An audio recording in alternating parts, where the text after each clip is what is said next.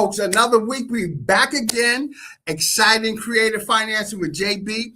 We're coming back. This is June now, folks, and we getting into Father's Day's coming up, and it's going to be a whole men curriculum this month. You know, we got a lot to talk about with our men out here, and, you know, for all those fathers that's coming up, we want to celebrate you and let y'all know that you appreciate it. You're welcome here. But got my good friend, Pastor Kevin Kelly, the man himself.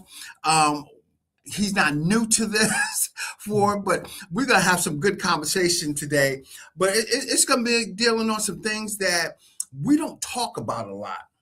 And the things that we need to discuss is mental health for men. You know, we struggle a lot. We walk around a lot with some things that's hanging over us. Our children sees those things. They carry them on. And it goes generational. And then we want to know how we're going to break this curse. And, you know, we're going to talk to Kevin today. You know, he's a consultant. He's a mentor, co-founder of Life by Design coaching firm dedicated to empowering individuals. And that's what we want to try to do today, empower y'all. But I'm going to stop running my mouth a little bit and let Kevin introduce himself. And we're going to get into that conversation. Kev, how you doing tonight? Man, I'm doing great, man. Thank you for the invite. Thank you for this platform, even just to share, even on this topic of men, fathers, and also this mental health. You know, it's just an honor to be here. Thank you for the invite, man. I don't count it a small thing. I think it's a big thing. I think it's major when someone call you up and say, "Hey, let's talk about this thing," and also to a greater audience as well. You know, so yeah. But this thing about mental health. I think June is, Men's Mental Health Month. Yep. And a lot of times that has a stigma to it. Ooh, yep. It shouldn't be a stigma. Right. It shouldn't be a stigma. You know, a lot of people said that it's a weakness. It's not a weakness. It's right. Not a weakness. I just look at it as stewardship. I think it's something that we need to steward.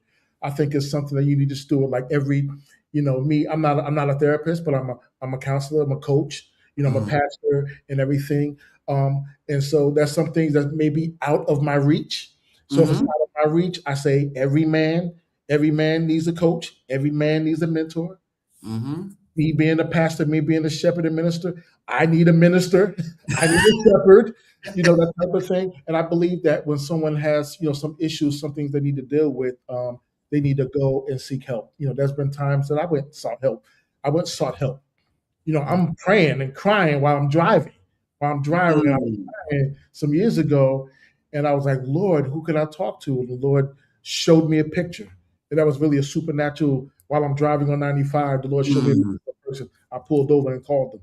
Like, yo, I need help. That's why I say it's a stewardship. Whatever you are dealing with, wherever any of us are dealing with, we need to make that phone call. And even if that's not the right person, that person knows someone. Somebody. Person knows someone. And everybody needs a therapist at one point to deal with this issue. And that's something that men don't do. Right. And it's big, Kev, to where, we carry stuff on us for a long time for it. And, the question is, what does strong really mean to you? And how does you define that in the shift of your life? I mean, we think strong means carrying those burdens and everything, but what does that really mean?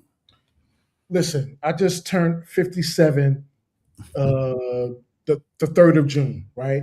And so this definition right here, I take it to heart. Strength means my father's still alive. I still talk to him, right? I have uncles. Again, like I said earlier, there's shepherds and there's people in my life. I can always say top 5, but normally it's the top 3 people. Whenever I'm going through the worst thing in my life, there's somebody I can call. When it's the best day of my life, there's somebody I could call. But it's having someone to call, man. That's what. And I'm married. That's strength to me. I don't have all the answers. And I know I can call someone. To me, that's strength. I think when we were 22, when we were all younger, we felt a little invincible. We thought we were strong in the gym, lifting up weights, especially when I was in the military, lifting up weights. And I'm thinking I'm doing this, that, and the other. But now as you get older, you know what strength is? You know what? asking my daughter, "Hey, can you help me out with that?" And call Right. my brother, "Can you help me out with that?" Having assistance to walk with life, having somebody to walk life with. And that's so I do. important. I'm walking out with you. I'm Right. walking life with you. You and Right. I, we have coffee together. We have Right. lunch together. You know what I'm saying? We have meetings together. To me, that's strength, having you in my life. Right. And Kevin, you know, you've been a good mentor to me as well and gave me some great guidance. And, you know, for years, like you were saying, when I was younger, I would think that strength means a whole lot and carry that weight, you know, don't cry, you know, and all that stuff. And guess what? You know, at some point in time, it became a burden to where I have to release sometime. And some of us men, we don't know how to release and go that next step. So, you know, you say you have that three you can go to. How do you find that three? Because what if I didn't have a good relationship with my father, my uncles, and stuff like that? Right. If you didn't have that three, there's got to be somebody in your life. But there's always somebody that kind of lean your way. If somebody that leans your way, that's your person. That's your one. And then you have to cultivate that.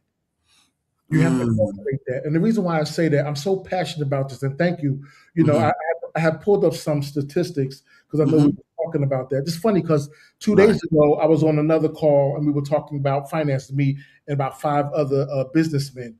And we were talking about men and finances and the lack and stuff like that, you know. mhm, And one thing I didn't have is my statistics. I was like, oh, I should have had my statistics to let everybody know, let them know I wasn't just coming from the back of my back with this right. information. But nearly 1 out of 10 men experience depression or anxiety. 1 out Mm, of 10. mm. If you see 100 people, 10 of them are dealing with that. And men account for 80% of all suicide deaths. 80. Woo. Wow, that's a And look lot. at the women. Look at the women, our counterparts, right? They always go to girls' trip. They Right. always like my wife, she hang out with her sisters and they all that. And men, we pushing, we pulling, we making a living and stuff like that. And I believe that topics like this need to Mm, be discussed so that sometimes what I do now, sometimes I drive to the beach. mm, Only an hour, we're only 55 minutes to an hour to the beach. I'm driving out to the beach. That's so therapeutic. mhm, mhm, Jazz on, boom, clear my mind, whatever. Especially if I got a lot of stuff in my mind. I learned that from my father. He said, take a ride. You don't have nobody mm, to talk to, take a ride. mm. And, Go and, sit and at the beach. keep Go sit at going. the beach for a little while. And that's funny you said that. My son always said that he rides to the beach and sits there and watch that water and stuff. And you know, during my episodes of going through depression, I sat at the water, and I had to look in. As a man, I looked at that water, and I thought, I like, man, look how calm it looked until winds or something start moving it, and you know, it can get out of control where it can come on shore or it can go the opposite way, and what controls that is some type of being in our life for us to maintain control, which you know is God. You know, he Yes. he controls that enemy in us as a man to where we can manage and we can keep going on from there. So you just opened up the door for me, and thank you, um, Hmm because when I didn't know where to go, had some things I was facing and I was dealing with as a man, as a husband, as a father, hmm stuff like that. I asked the Lord who, mm, and He showed me who. I asked, and then I had a vision of a person. So the first person that popped up, I was like, oh wow, I don't even talk to that person like that. But I mm, pulled over anyway. I pulled over. mm, I called dude, and he was like, "Hey, man." I was like, "Hey." I was like, "Yeah, I'm dealing with some stuff." He was like, "All right, cool. What you dealing with?" "Oh man, that's nothing, man." I'm like, I'm got tears in my eyes. You mean there's nothing? He's like, "Yeah, you imagine what? What? How old are you? mm, How old are you?" And he made me realize that some of the things that I was thinking, at this age I should have this, at this age I should have that. My dream was to have this, and I'm not there yet, and I'm just sad and stuff like that. He had me, don't worry about it. Don't worry about it. Everybody Everybody have thoughts like that, you know. And Wow. then I'm going to go back to the percentage rate, but there's 41.6% of men with mental health receive help. Wow. 41. So what about the other 59 that need help? 9%. That's why you have this topic tonight. Yeah, and that's so. Somebody asked the question: how has your upbringing or culture background shaped the way you view and process your emotions? Ooh, I'll tell you one thing. Growing up in North Jersey, I'm a Jerseyite, right? So growing up in North Jersey, um, in the hood type of thing. I remember there was a couple of people that always came down our block, and one guy, I forget his name, but we knew it was something wrong. Something was up with him, and everybody on our block, we just knew not to mess with him. He would always Mm, run down the middle of the street and then go back to where his block was and come back down again. Nobody bothered him. So we kind of just nobody said nothing. We just knew it was him. We just knew it was mm. him. And we that is unhealthy. Ooh. That is unhealthy. That's unhealthy. And so what we did is everybody kept to their business as long as he didn't touch us and our people, our family and our people Mhm. around. But we just knew that was him. We stayed out his way growing up. And so growing up, the culture that we lived in back then, we kind of kept to ourselves. What goes on in this house stays here. What went on his house over there, we mind our business.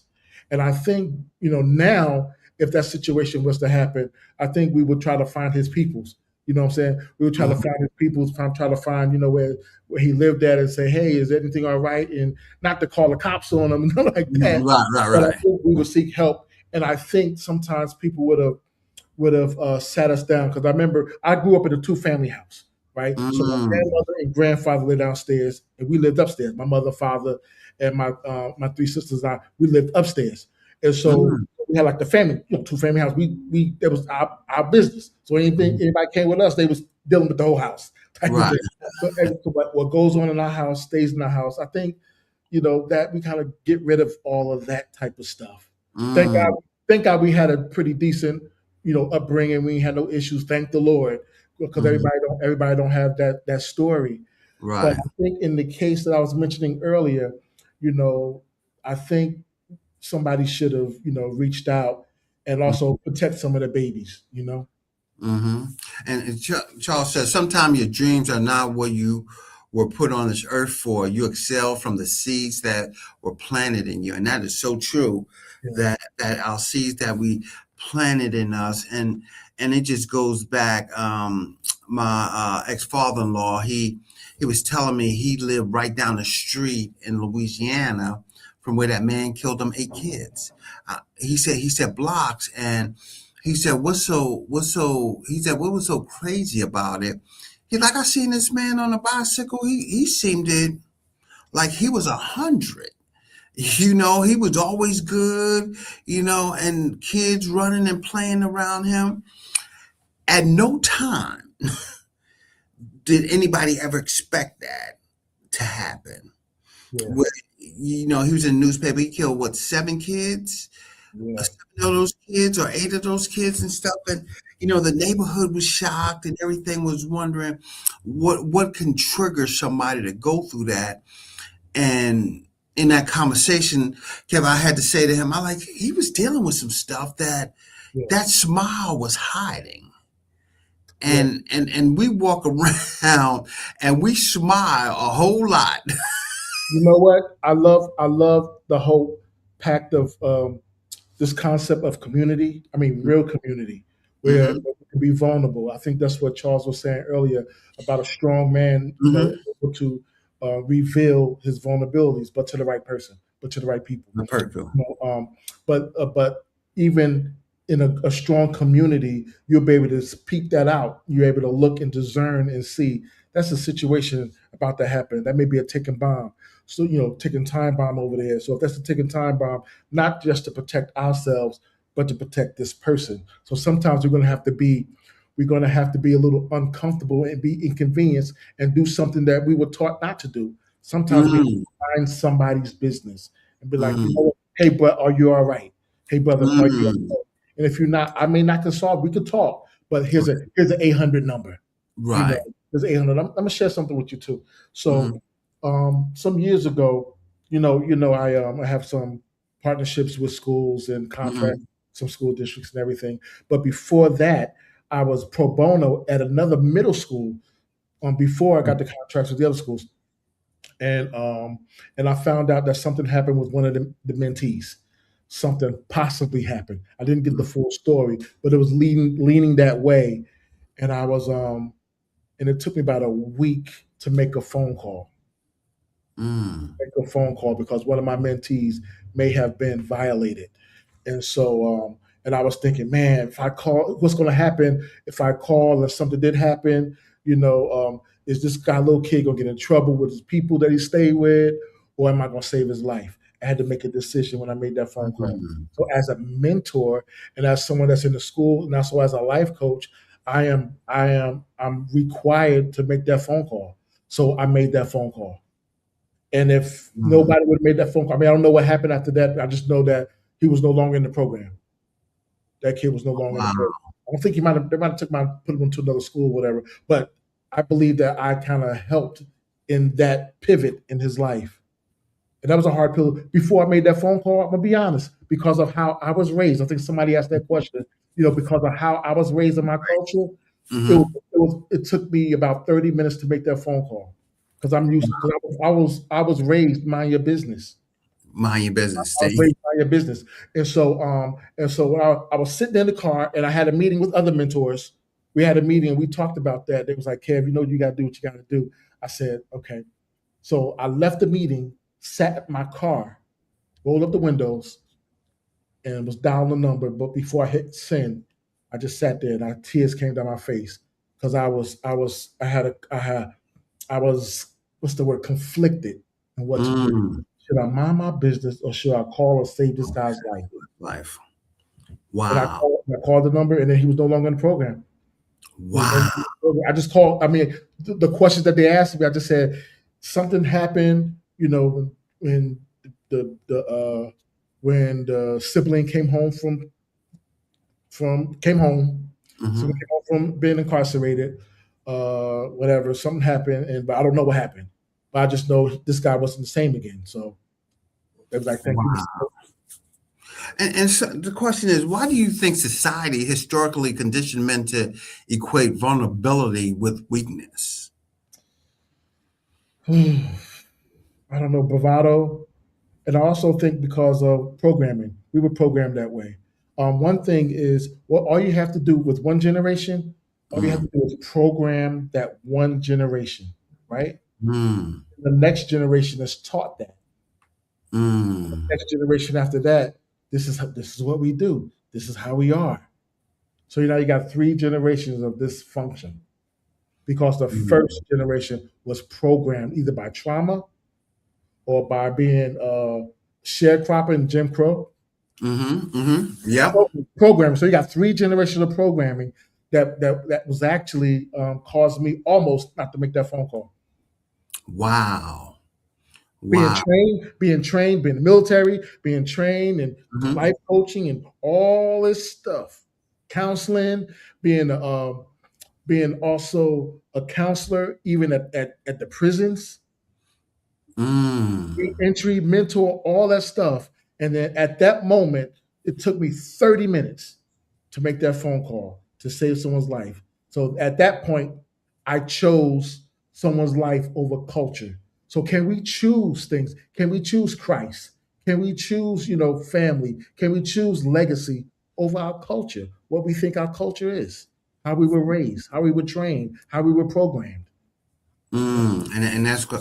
This is a good question. What are the most common silent struggles you see men suffering from today Silent struggles.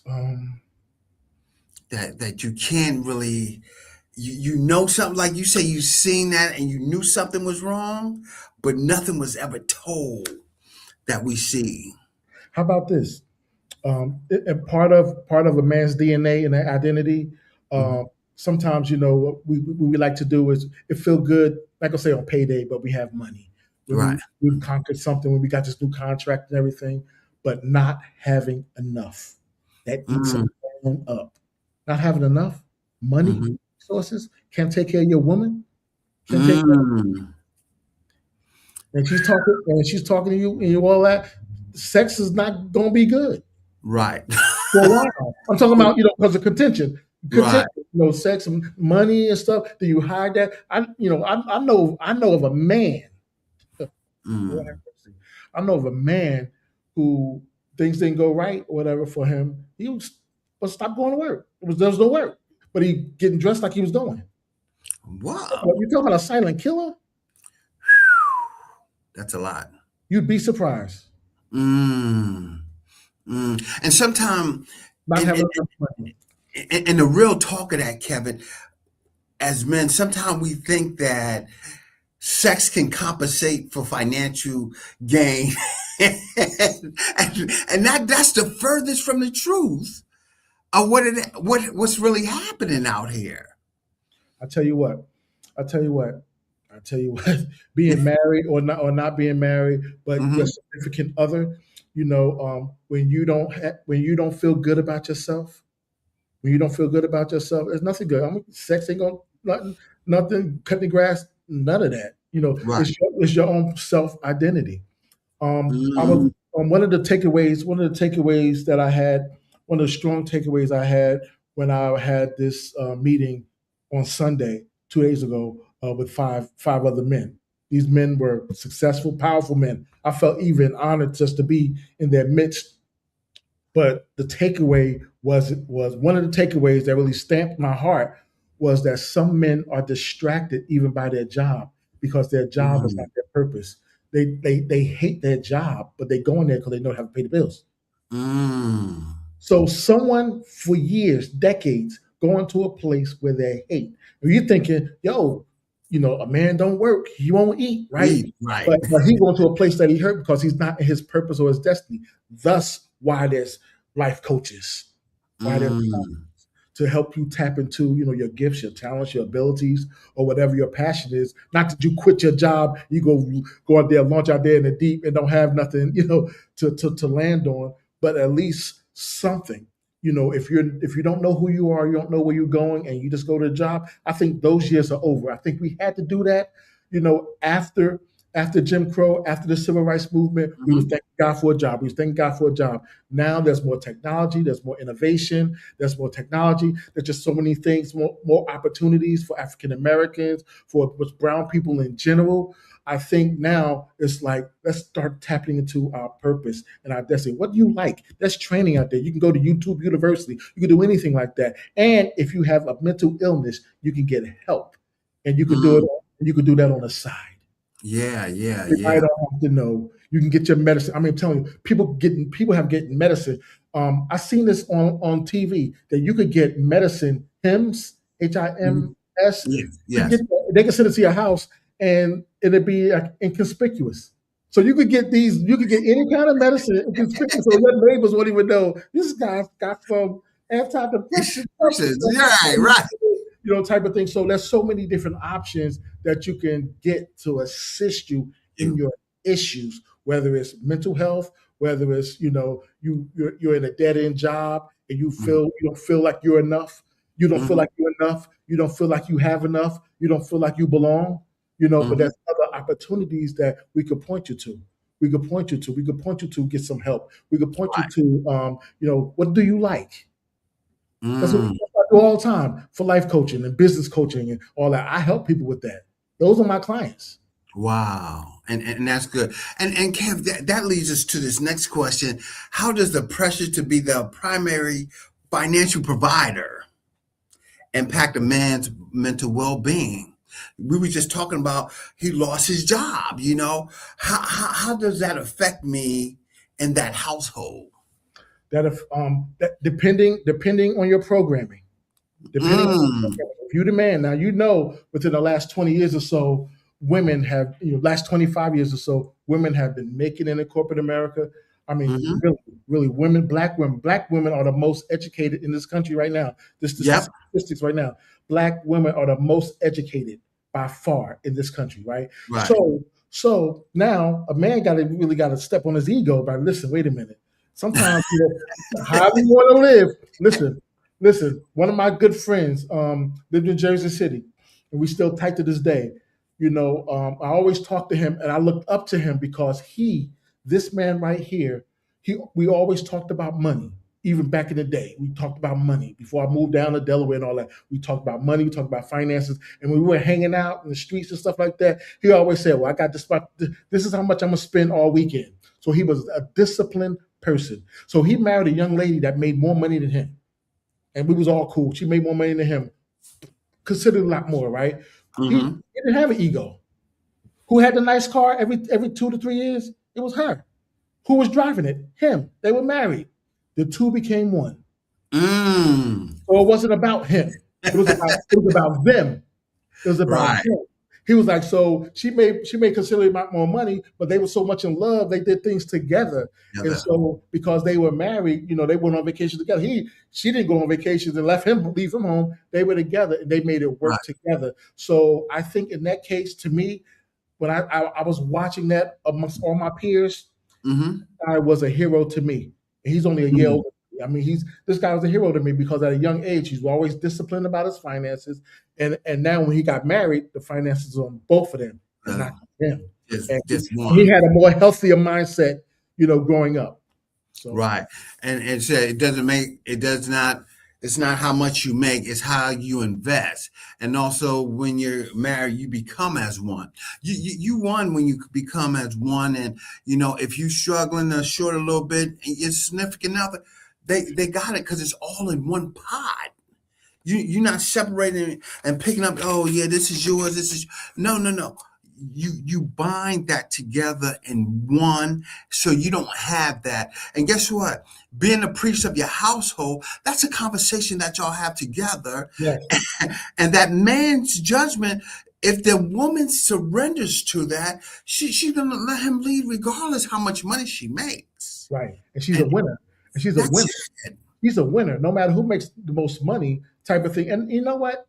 And you open up so many doors right now. We can just go right in. Thank you, and thank you, Charles. As well for feeding us those questions. The thing is, when a man when a man is a king, when a man Mm-hmm. has vision, I'm talking about when you have vision and you bring that vision to your wife and you show her, you're like, listen, this is how I want to do for the next 3 months, next 6 months. We're gonna save a little money. Yeah, it's not how much money you make, but it's how much you keep, right? So you save much. We're gonna save this amount of money, and we're gonna take this money. We're gonna do this, and also, we're gonna have this saving just for you, for your retirement stuff like that. When you bring that vision to your wife, and it's something that's doable, like the SMART goals. It's a SMART goal type of thing. Yo, she'll let you lead all day long. But Absolutely. if you taking your money and you drinking it up, you taking Mm-hmm. all this money and you just blowing it, you On that, blowing money, you want her to submit to that? No. no. Yeah, she's gonna submit to you, yeah, because that's the word, right? Right. But a man who has a wife, man who finds a wife finds a good thing The thing. and obtains favor Yeah. from the Lord. If you know That's how it. to deal with that favor, you know how I Mhm. have to honor her. And if I honor her, man, she's gonna give me everything. My birthday was just June 3rd, and my wife blessed me. She took me away. Wow. She took me away for 2 days, spent money, bought me clothes, took me to Joseph A. Banks, Wow. bought me some slacks that I needed, bought me some because I'm going everywhere, bought me some slacks because she was like, you need to change some pants. I don't like them pants, this, that, and the other. So for my birthday, we went to a restaurant and and I thought that the restaurant we supposed to be there at 6 o'clock, right? Hmm. So she was saying, I'm thinking 6 o'clock, we need to get up there, right? And so we got up there. She was like, no, no, no, no, no. We're not going to go in there right now. We're going to go over here. I looked over there. That was Joseph A. Banks. We went in there and she spent money on me. And then after that, the next day, then she took me to Pennsylvania. Took me to Pennsylvania, Mm. spent money on me. She spent money on me. You know why? I guess because she loves me. She loves me. Right. But if I didn't respect and honor her, she wouldn't Right. have spent her money on me. Absolutely.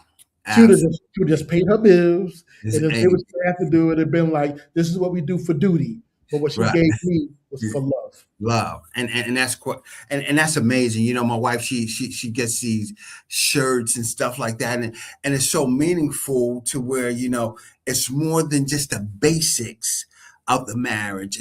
And Chuck just put a good comment there that we want to share. And that's what it's all about, taking care of each other, and for it and stuff. And somebody say you have to go into the marriage with a purpose and a plan.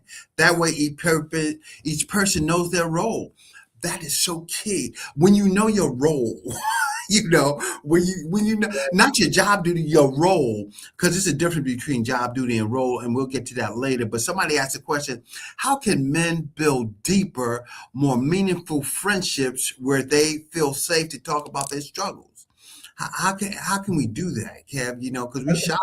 I think it has to be a safe place. And older, my best friend lives down in Charlotte, right? But he used to live here in Delaware, right? Older dude, he about 68. So about 68 years old, right? He taught me how to be a friend. Taught me how to be a friend. He taught me how to be a safe place for him, and how I could be a safe place. How I could be a safe place for him. He could be a safe place for me, type of thing. But it's you have to cultivate that. You have to make yourself a friend. You have to make yourself not somebody that you grew up with back in the day and stuff like that. No, they knew you when you were 15 and 14. No, we're talking about somebody who know you now in your 50s and stop you from making bad decisions and that kind of stuff. So you have to find somebody that you probably have the same core values, and probably you going in you have the same trajectory about life, and then you cultivate that. So like my wife, of course, my wife is my best friend, but also have a dude. That's some things that I can't tell her that I will tell him.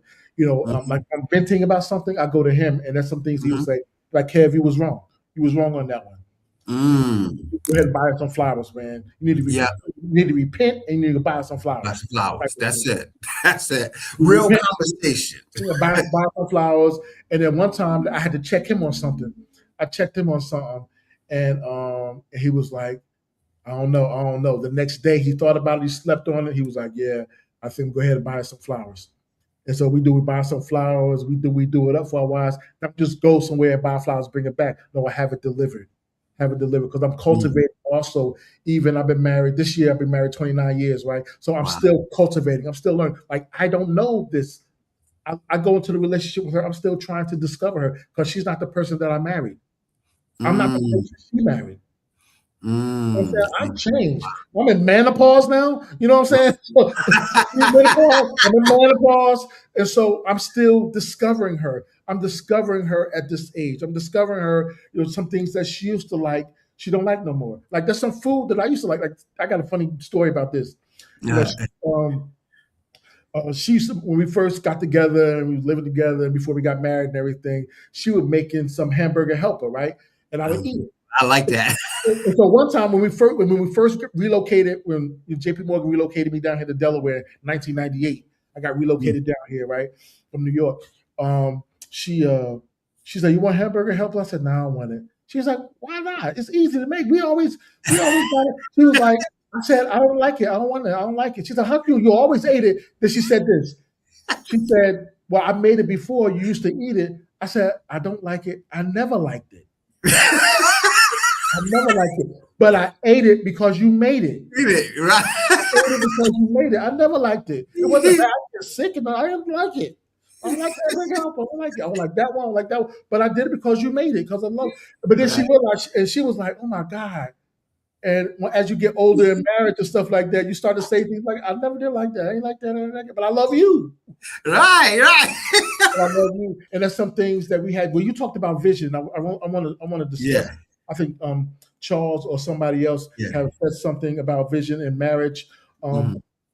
Me being a shepherd and a pastor, a minister, we do premarital counseling. My wife and I, we do it right in this room, right in that other room. In this the office here. We do it right in the other room there. And one of the couples, that's one of the segments. I think the fifth session, we talk about vision, having a vision for your life, and then have a vision for your family. So they start marriage. If they come to us to get married, we say you have to have a vision. You're not going to just stumble upon a vision. No, what do you think about yourself? What do you see yourself in the next 5 years? What do you see yourself in the next 10 years? Now, that's what you see yourself. Now, how do you see your wife in the next Life. 5 years? And then Mm, vice versa. And then after the next session, we talk about having a family plan. right. That's because as a coach, I always give people, as a life coach, I give people strategic life plans. And they have to Hmm. go through this whole thing like, yo, where do you see yourself? Where do you see yourself? Now, what are you going to do? Now, let's reverse engineer everything Right. that you put out there. And we giving these young couples a vision. We're not giving them a vision. We holding them accountable to what Temple. they say. You can always change, but at least Mhm. you go in there thinking. Don't leave your thoughts. Don't leave your mind at the altar. No, you taking that with you. You Mm. take your thoughts and even change, but we're just teaching them how to communicate. And I hope I answered that question. Yeah, yeah, yeah. You did, because it's so hard to find that person you can talk to. When I was getting remarried, a good friend of mine, Eric, said to my wife, he said, "Yo, if he get out of line, you need to call me. Because we have accountability." Accountability. We Yeah, have accountability of what we supposed to be doing as men, and we hold each other accountable, and we have done that for years. And I have to listen to him, to where he's like, yo, like, man, that he like, I don't know what you was thinking about, but come on back. Let's pull it in, and yeah, let's think about what happened here. And then you sit down and you say, hey, that is so important. I'm like, yo, I wasn't thinking like that. He like, you were stuck in your emotions for a minute. Yeah, I was stuck in my emotion, good. That's good. because as a man, sometimes my mental gives me that masculinity that I think I gotta be right. you know, where Talk to when I somebody need, else. Talk to somebody else. They'll tell you if you're wrong, and that has to be a trusted voice. So if yeah. we look for trusted voices, I believe that we're at the age and stage of our lives that we have become trusted voices for other people. Hmm. Now, we're trusted voices that we have to find somebody that have the same core values that we have, the same trajectory about life that we have. Not somebody that's running in the streets and stuff like that. Like, you have a different core value. You don't have a trusted voice. You have a voice, but you don't have a Hmm. trusted voice. You don't have a And trusted voice. And I think those trusted voices, I think we hold them dear because they're very few. That's why I used to talk about your top five. Everybody got had their top yeah. five.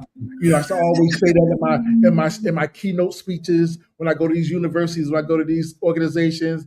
Then I said, nah, top three. When I dug deep, I was like, there's about two or three that I can really share my heart, two or three that I can really invite in my house when I'm not home. Mhm. There's Right. like two or three that I can really trust, and those people I hold dear, and those people I call family. And that's part. And Kev, what advice do we have for partners, family members, or friends who want to support a man in their life who is struggling silently?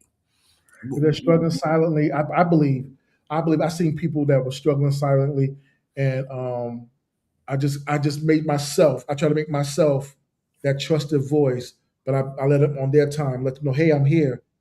And I put myself out there. Hey, you okay? You okay? No, I'm not okay. Oh, you're not okay? Okay, good. Let's have a cup of coffee. Mm, Let's have a cup of coffee. mm, I had a young guy not too long ago. He was referred to me to be his mentor and everything. And he came to me. He was like, "Well, you're not my mentor." That's okay. Okay, you're not my father. That's okay. I, everything that he said that I wasn't is what I was in his image. mm-hmm, You try to tell mm-hmm, me what to do. When I went with you to this thing, I was like, "Oh, I'm sorry. How? Okay, I won't do that anymore. I'm sorry. I'm sorry for every man that upset you. I'm sorry for every man that disappointed mm-hmm, you. I'm sorry. I'm sorry. Hey, I don't want to be a mentor. I want to be nothing. Can I be a pastor? I mean, what can I do? What can I do?" And then we was on the phone for over an hour or so. And towards the end of the call, I said sorry to him about 20 times about mm, different things. Different things. It wasn't about me. It was about what he was going on inside of him. And at the end of the call, he said, "Well, can you call me sometimes?" I said, "Okay. Well, what's the frequency about? Maybe once a month or twice a month. What do you want?" He said, "Well, something like that. Well, we could do that." So now he's easing me back into his life again. you know, we had to be patient. I learned how to be patient. This was a young man. And this was a young man. So what I have learned and what God had put in my life was to start younger. So we started with the third, fourth, and fifth grade boys. And then a Mm-hmm. year after that, we started about 4 or 5 years ago. Then we added on the girls, third, fourth, fifth grade girls. Then I had to end up. So it was my wife and I. We were doing this for school. We was giving them leadership principles. We had a whole curriculum that I come up with, and I'm still tweaking that. Actually, I'm licensing that curriculum now. I'm in the process of licensing that now, so I don't have to be the man. I could just go ahead and sell the license, sell it. But I had this year. I had to hire. Started this school year. I had to hire some consultants. I had to hire some consultants. Mm-hmm. Another young lady. Actually, guy was he's a Navy retiree. And the young lady, she worked in schools, whatever. So we're expanding ourselves. So it's not a Kevin Kelly show. It's the curriculum. It's the leadership. So you're not coming in agreement with just Kevin Kelly. You come in agreement with the curriculum to make you better. And they always send us the kids that was pretty much what they say at risk. At And so risk. they come to our program and they Right. become better leaders than even some of the staff because it's a leadership Mm. curriculum. So we And start. somebody, Yeah. yes, somebody asked a question. Tell us a little bit about that life by design. Um, where did that come from? They asking us. Oh, okay. Life by Design. So I had a company. I had a company in 2003, and it was called B&B Group Concepts, and that was a mentoring training company. And then I had to dismantle that. Mhm. I dismantled that some years later. Wasn't getting the traction that I was looking for, and then I started working. I started doing some pro bono work, working in the prisons, working in the community centers, and everything. And then 2016. Um, the Lord said, I need you to go ahead and birth this life by design coaching firm. So life Mm. by design, means life by God's design, but I'm not going there preaching, but it's life by design coaching firm. So it's a coaching firm that we do training, business training, for our clients. Life coaching, the father's coach. I'm a father's coach. So Mm. there's a million life coaches, right? There's a million life coaches. So Mhm. because there's a million life coaches, what make Kevin Kelly different? Because I focus on men and fathers. Thus, our mantra is to reform the image of fatherhood in our culture. And you can't do that if you don't empower the men Mm. Mm. starting young. So life by design coaching firm. So it's not just me doing a podcast. It's not just Mhm. me doing speaking Right. engagements or whatever. No, we partner with school districts and we partner with organizations, and definitely communities. We definitely partner with Afri Female and Afri Male Institute 2 Saturdays out of a month, and we go and give them portions of the curriculum, and we just do a lot of empowering, do a lot of teaching and instructing and mentoring. Like a mentor, Mm. like the understanding of mentoring is a man touring another man's life. So they get to tour our lives. But it's Wow. not just they're touring principles about Mhm. education, finances. Yeah, you know this. We talked about this. I talked about Yep. this with you. Mhm. Faith, family, friends, Friends. fitness, and Yes. finances. So Finance. those are the 5 pillars of every Mhm. person's life. Everybody needs to understand about faith, family, friends, fitness, and finance, right? So we have a whole curriculum that's around those pillars. When I say That's faith, we're not in there preaching, but we're talking about you need to have faith in yourself. You self. need to know Yep. that you belong. You need to know that you are enough and that Right. you do have enough and that you do belong. Right. And folks, we don't want to pass it up. Mr. Kelly's number's coming across the screen, 302-359-4449. I mean, reach out. It's somebody out here that struggling. We don't want them to be passed over and forgotten about, but they can have a quick consultation and see if they can utilize Mr. Kelly's skill set that he have life by design to help them through these trials and tribulations. Because folks, when we struggle, we need help. We need somebody to come to. It might not be that doctor, it might not be that psychiatrist, it might not be your mother, it might not be your father, but you might have to go outside that realm, Yes.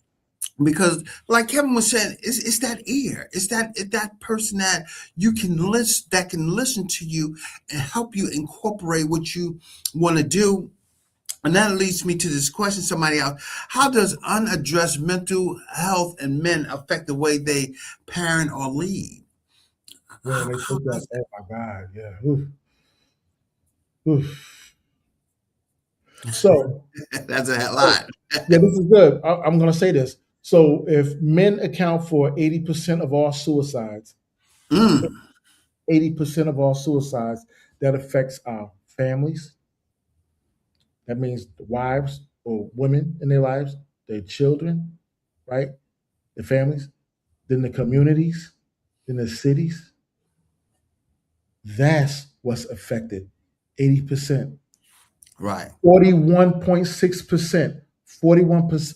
Wow. 41.6% of men receive help. Wow. The statistics just states it. People are being affected. The children are being affected. So the funny thing is, well, I mean, funny. The interesting thing is that when we're in the schools, and it's not a Kevin Kelly show. This is a God show. I just so happen to align with that purpose in my life. What we're doing in these schools, and also the women that's taking care of the young ladies, and I'm taking Mm, care of young men, and our consultants take care of the young men and hmm training them up in the way they should go. Majority of them do not have fathers, so we are surrogate dads.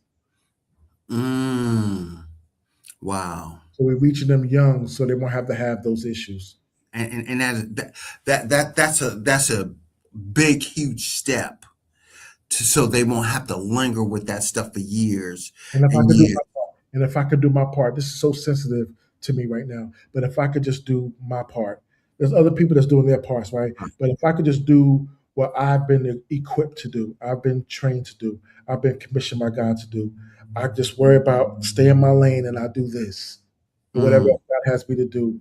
I think that we're making a dent because we start with them young. and that's We've been key. doing we've been doing it for 4 years straight, and even before that, pro bono. But 4 years straight, definitely with the business, Life by Design coaching firm. Wow. And Kev, this is a big question here. And it said, what are the first steps a man should take if he's feeling overwhelmed but does not know how to ask for help? What's the first step you recommend that they take? Because If he feels that overwhelmed, and he doesn't have people around him, I'm gonna give you an 800 number: two eight mm, 1-800-652-2929. That's in Northern Delaware Crisis Outline. And then here is Southern Delaware. If they're in Southern Delaware, 1-800-345-6785.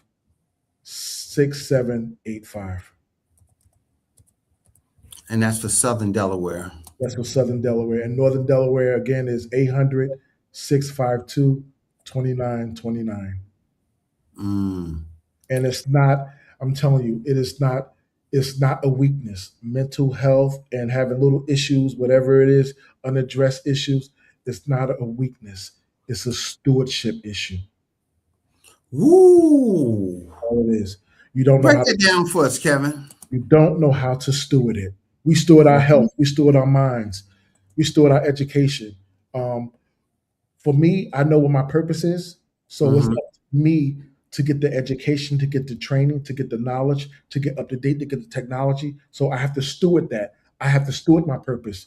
But if I have an issue, I get the help. So I have to steward that. It's up to me. I could pray about it, but Holy Spirit could give me direction. Hey, call that number. When I was going through something, I prayed and asked God. He showed me a face. I called that man. So I steward that situation in my life because I made a phone call. Now I made a phone call to this guy and he gave me instructions. And I Wow. followed the instructions. And you just followed and went from there. I'm all man. And I'm strong because I made that phone call. I'm strong because I trusted a vulnerability. It was a vulnerable part of my life, and I trusted someone. Can you trust Mm, again? Would you believe in yourself again?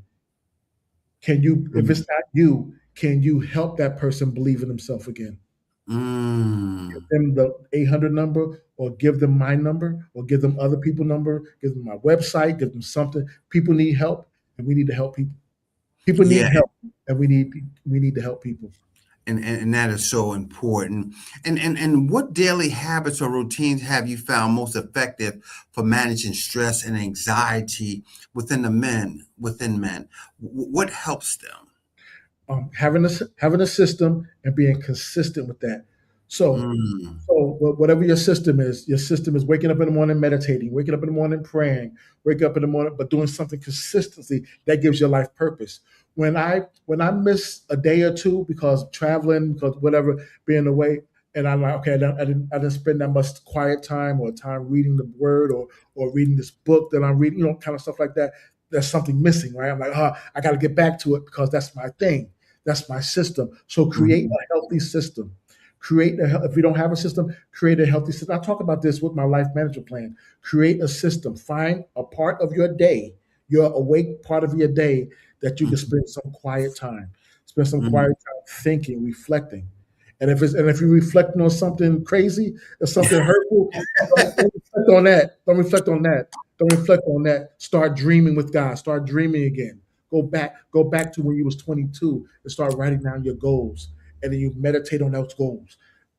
Create a system and meditate on those goals. Meditate on those goals and watch how things start to open up. You're like, oh, well, maybe let me call somebody. I know somebody's doing that. It just happens so easy. But you got to talk to somebody. You got to trust somebody. Trust Mhm. and begin. And that's so key in men. Sometimes we struggle with that, trusting other men, because sometimes we feel weak when we put our trust in there. Well, I can't tell, man, Kev, I can't let Kev know that I'm struggling with this. He gonna look at less of me. Let me tell y'all something. Don't play with feeling weak when you need to discuss something. Play that when you are able to understand where your corrective action need to be. If you understand where your corrective action need to be and you're not doing it, then call yourself a little weak, but you still need somebody You need somebody. to guide you through, to talk you through. What they said, talk you off the ledge. And somebody, find somebody that you can walk life with. That's right. Somebody you can walk life with. That means on my good days, on the days that I feel worse, if I don't Hmm. feel like nothing. There's two people I know I can call. They can be like, Kev, come on, get out of here. What's wrong with Yeah, you? You had too much pizza last night or some spaghetti. Come on, man. Get some antacid to get yourself together. You're a good man. Come on, you're a good man. That type of thing. You need somebody that won't see the minister, somebody who won't see the life coach, somebody who won't see the business owner, somebody who right. can see Kev.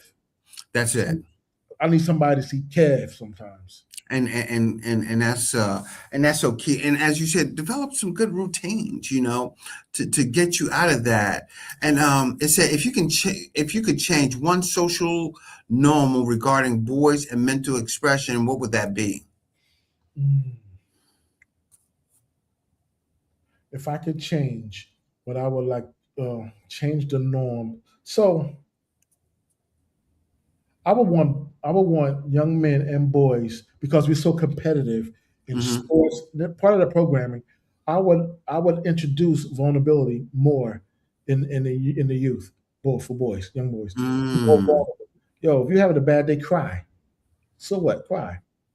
it's okay. Cry. It's okay. It's It's okay to okay. lean on You don't want somebody. to cry at age 30, locked in Sing Sing. Hmm. Hmm.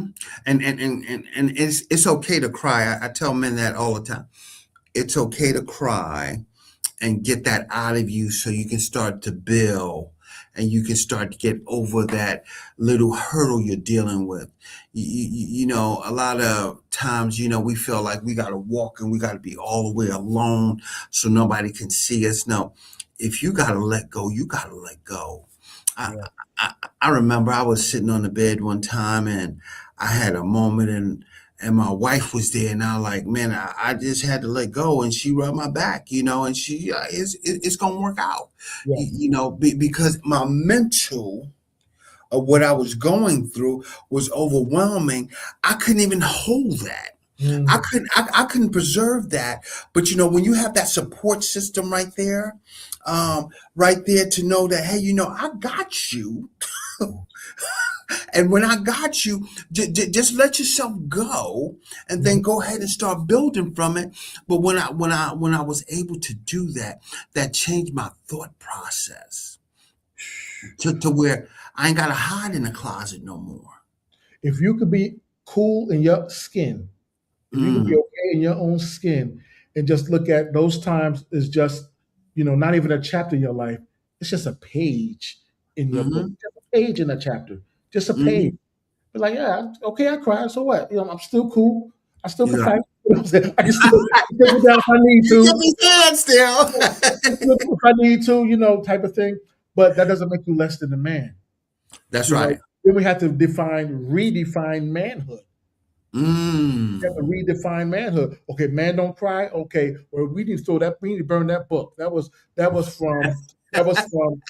from so many ages ago, and we needed that. right. We needed that to be where we are now. We needed the through the sharecropping years, through all that reconstruction. Yeah, we needed that bravado to hold ourselves together to get to where we are now. So those were our fathers and our grandfathers and great grandfathers. But now I think we need to release that, and I think we're already standing on their shoulders. We're already standing on their strength. We can show a little vulnerable, so we don't have no heart attack. We need to be no vulnerable, so we won't hold that stuff in. But find the right people.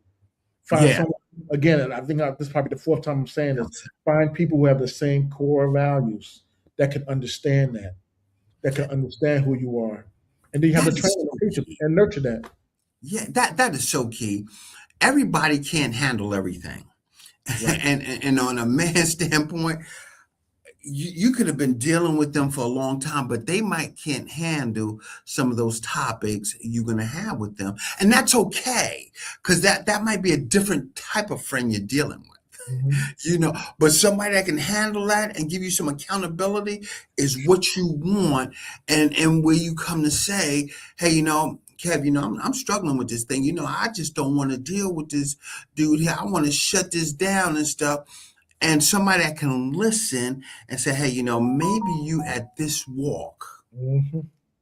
And then you can say, whoa, why you say I'm there? Maybe this is what you're dealing with. You might not can tell me right now. You're probably going through this, and this is how you get past it. And it can be shocking to you. What we have in place, even in our business, is my wife is a life coach too, right? And she does identity coaching and everything. But before we take on a client, they have to sign a confidentiality agreement.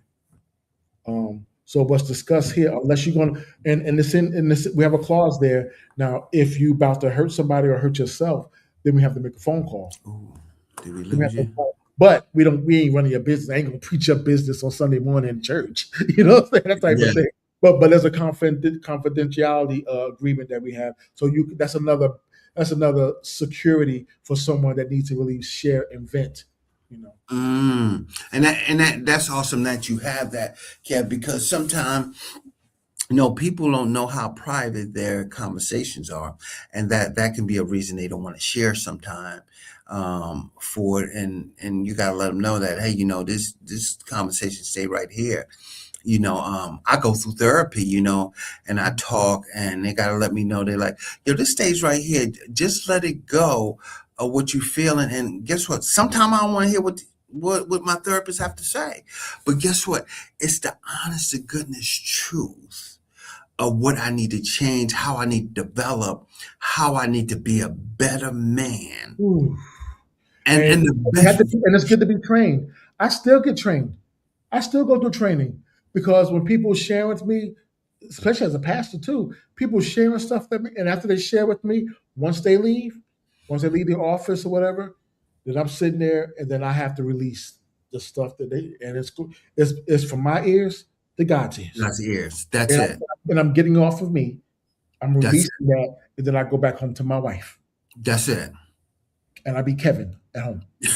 Right, right, right. Man, This was a great conversation, and folks, it don't stop here. Next week we're going to be talking about it again. We're going to have a different guest, but do y'all see how important it is? We're talking about men's mental health here. You know, we know that, and I'm not downplaying the women's groups, but they always have their groups, but we never take time to develop these same groups. And you know, we got Pastor Kevin Kelly here. I mean, folks, his numbers running across the screen. I just want to be totally honest. If it's a man out there, you know, dealing with that, just call.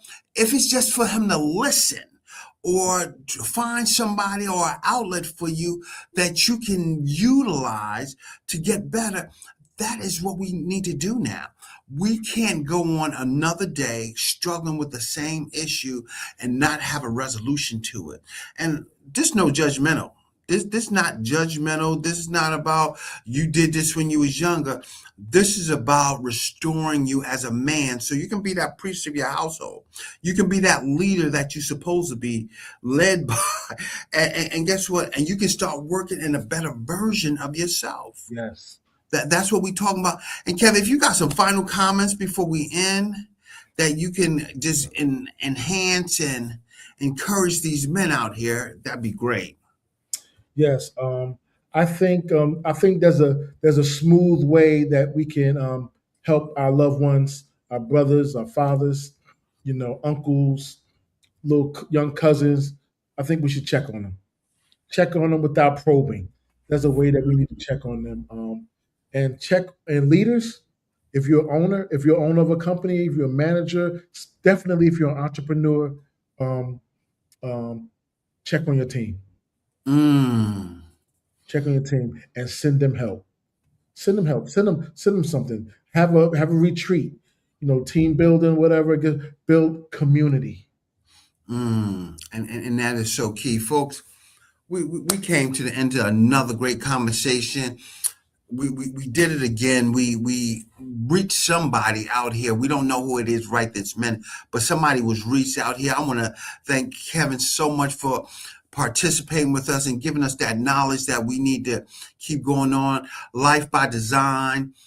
Chuck, great show as always, but we're going to see you next week. And for all you men out there, tune in next week so you can get some more insight as we start talking to Mr. Turner, and he's going to give us his insight of how he mentors and keeps going. But for now, this Creative Financing with JB, we thank you for tuning in, and we'll see you again next week. Have a good night.